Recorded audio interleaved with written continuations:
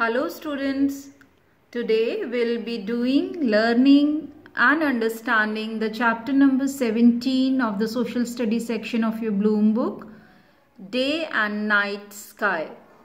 मतलब हम आसमान के बारे में पढ़ने वाले हैं कि दिन में और रात में आसमान आकाश कैसा दिखता है या क्या डिफरेंसेस होते हैं।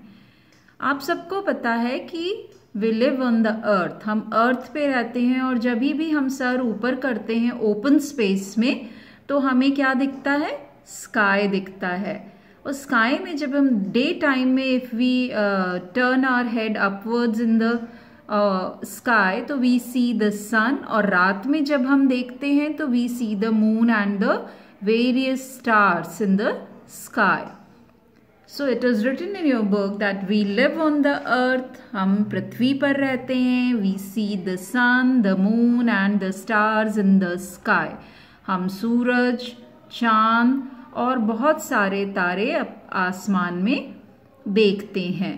अब हम जानेंगे सन के बारे में। The sun is much bigger than the earth। सूरज जो है वो पृथ्वी से बहुत बड़ा है। The earth moves around the sun, और पृथ्वी जो है वो सूरज के चक्कर लगाती है।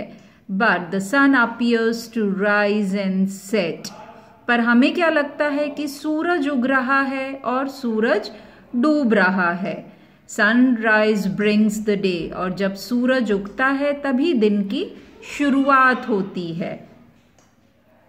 The sun rises in the east every morning, और सूरज जब डूबता है तब रात की शुरुआत होती है। सूरज जो सुबह उगता है वो सब पूरब दिशा में उगता है। रोज जो सूरज उगता है वो पूरब दिशा में उगता है। It sets in the west, और डूबता है पश्चिम दिशा में।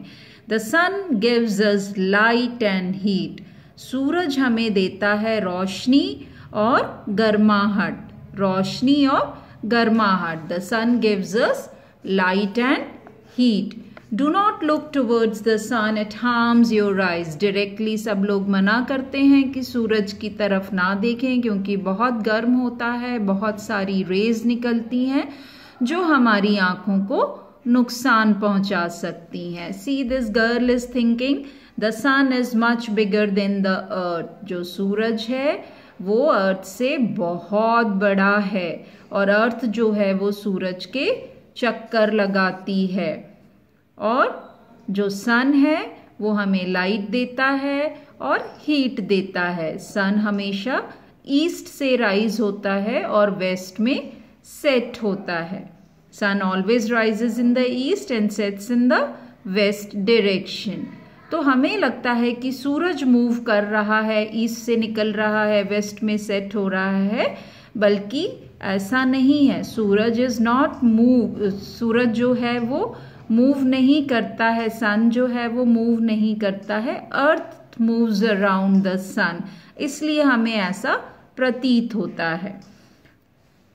These are the pictures in which you can see the sun is rising in the east in the noon. When sun is at the top of our head, it is very warm noon में, और evening में again sun goes to the west and it sets in the west. The clear day sky looks blue.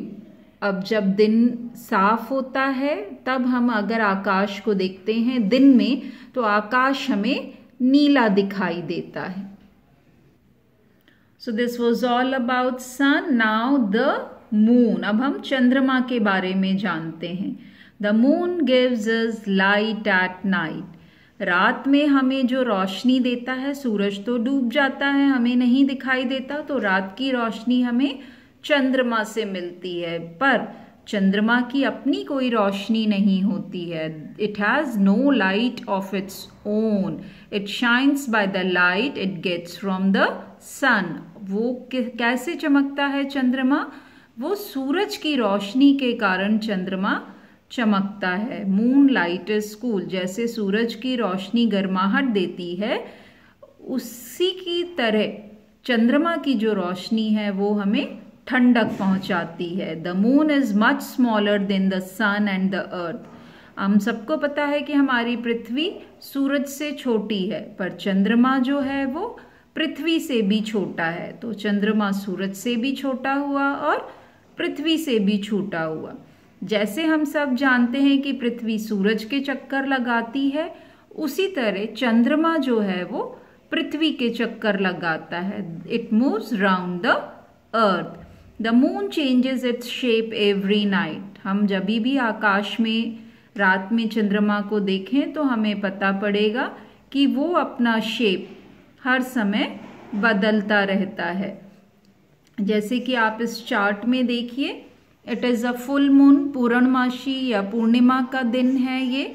उसके बाद ये half moon हुआ, आधा चंद्रमा, crescent हो गया। क्रिसेंट के बाद क्रिसेंट शेप, ये जो छोटा सा चंद्रमा दूज और चौथ का चांद जैसा।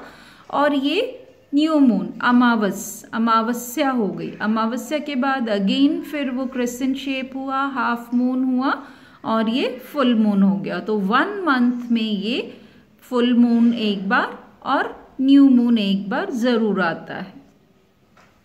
Now the stars. Stars means तारे। Many stars twinkle in the sky. जब हम रात में आकाश में देखते हैं तो बहुत सारे तारे हमें टिमटिमाते हुए, चमकते हुए दिखते हैं। We can not count them. हम उनको गिन नहीं सकते। They keep changing their place. वो अपना जगह हमेशा बदलते रहते हैं। All stars are bright and hot like the sun.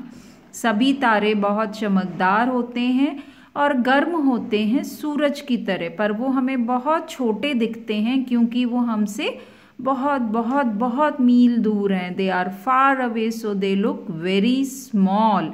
A little part of their light reaches us. और उनकी बहुत थोड़ी सी रोशनी हम तक पहुंचती है। So this was all about the sun, the moon and the stars. So this is all about this chapter. I hope you enjoyed learning this chapter. Please read this chapter again to understand it in a better way. Thank you.